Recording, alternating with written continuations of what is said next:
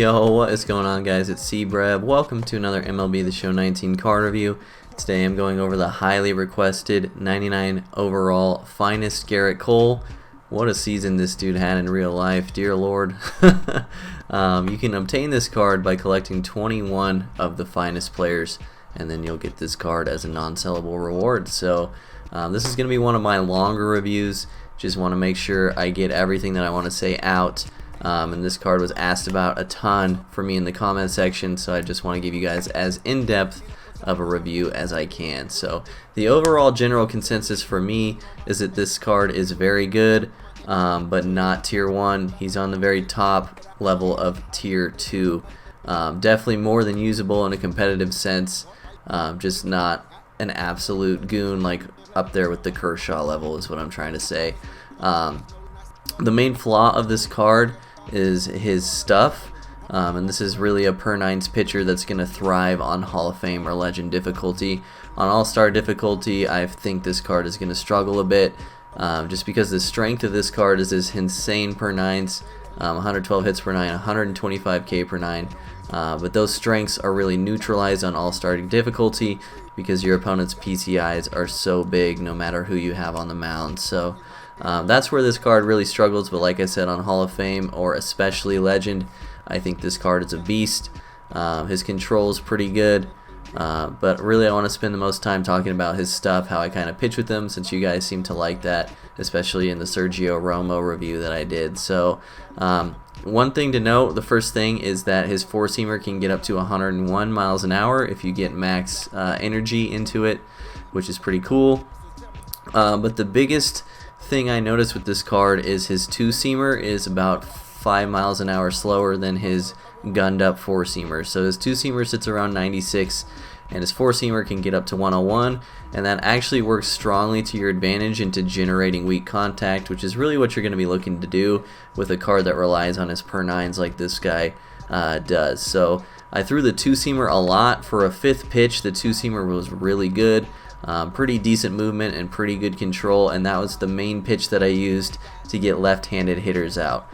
This card's changeup is his worst pitch, and so I had to kind of find a different method of getting lefties out, and I found that running the two-seamer away and combining it with kind of tunneling four-seamers or busting them inside with four-seamers really seemed to generate a lot of weak contact versus lefties. So that was kind of my strategy versus left-handed hitters. Additionally, I talked about this in my Zach Greinke review, but this card throws a very hard slider. His slider can get up to 93 miles an hour, and when you have a card that can throw a slider that hard, it's important to every now and then throw the slider high. It's actually a very tough pitch to square up if you can hit your spot. They have to be quick enough to get good timing on a 93 mile an hour pitch, but they also have to locate their PCI with the break of a slider in an awkward position. So if you can hit your spot and you can throw the slider actually up and into lefties, it's one of the sickest pitches in the game. And then you can tunnel it with a four-seamer above the zone to get a strikeout or an easy fly ball. So that's kind of just how I attacked left-handed hitters.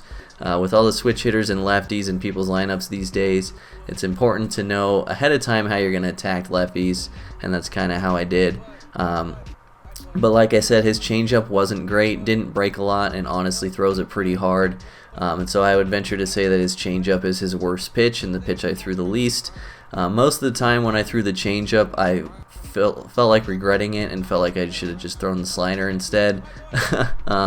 They're pretty much the same pitch, and the slider moves more, so I don't know, that was just my opinion. And then the knuckle curve has actually a lot of break, which I was impressed with, but he does have a tendency to hang it, as do many of the pitchers that throw curveballs on the game this year. Even if you hit the meter perfectly, there's still a chance he's going to hang it right down the middle. So I didn't throw it terribly often, but I did find against right-handed hitters the knuckle curve to be extremely effective, both inside and outside. I even messed around with throwing it up and in to righties with two strikes. That's something I do a lot with Bert Blyleven.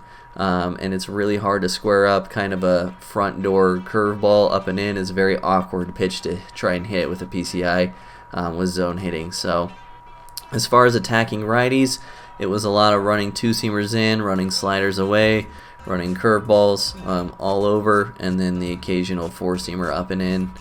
Pretty standard stuff against righties. You generally want to work in and out rather than up and down. But yeah, just wanted to talk about how I worked lefties more because you're going to see them more. But overall, this card is very good. I just don't think he's up there with Kershaw, like I said, but I would recommend. The fun factor is definitely high with this card. I had a ton of fun using him. And then the last thing I wanted to talk about is his delivery is actually pretty glitched out of the stretch. So my personal advice to be the best player possible is to intentionally walk the first hitter of every single inning. No, I'm just kidding. Just messing with you guys. But yeah, this card pitches a lot better out of the stretch with people on base because his delivery is actually glitched. The ball doesn't come out quite where his hand is, and so it looks kind of awkward visually and can kind of catch some people off guard. So I hope that was in depth enough for you guys. Please feel free to leave a comment below if I missed anything, because I know that a lot of people were asking about this card, like a lot of people. And so if I didn't talk about anything that you wanted me to talk about with this card, please feel free to comment. I read all the comments. I will get back to you. But yeah, as always, we'll rate him how he rates in the meta, and we'll rate him compared to how much he costs. How he rates in the meta, I'll give him an A. I definitely think he's a really good pitcher. And for how much he costs, I'll give him a B+. If you did the absolute cheapest, finest cards and locked in 21 of them, it would cost you between 200 and 250K, I think. So it's up to you guys whether you want to spend that much for a card like this. And if you're going to go for 21 and get Gerrit Cole, you might as well go for 25 and get Christian Yelich as well. I personally think it was worth it because I wanted to try all the finest cards. But if you're looking strictly just for this card, keep in mind that it's going to cost you about 250K, and you really got to ask yourself if you want to spend that much. So I hope you all enjoyed this card review. Hope it was in-depth enough for you guys. Let me know what you thought down in the comment section below, and drop a like on the video. It helps the channel out a lot. Enjoy the clips after this, and I'll see you all in the next one. Peace. The plate, Eddie Murray. He takes his first cuts in this one with a man at first and 2 away. Murray. Ruth leads off first with a pair of outs in the inning.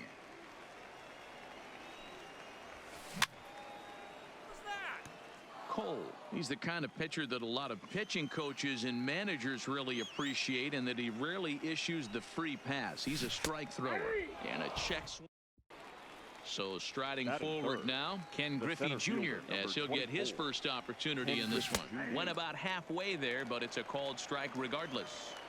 Now, I'm sure these infielders know it, but this hitter can burn down the baseline. So if he puts a ground ball in play, the defense is going to have to make a perfect turn to turn 2. The set and the 1-1 pitch. Fastball catches the black there for a called strike. And he'll try to hold back, but he won't be able to, as that's ruled a swing, and there are 2 away now. Batting fourth, the catcher. Here's the first pitch to him. There's a fastball right down Broadway, taken for a strike. Hey, I know it's early and we're in the first right here, but he's going to have to work that heater to both sides of the plate. He cannot get away with missing over the heart of the plate all night. And Big Mike won't go after that one. It's a ball and 2 strikes. Swing and a miss, and that ends the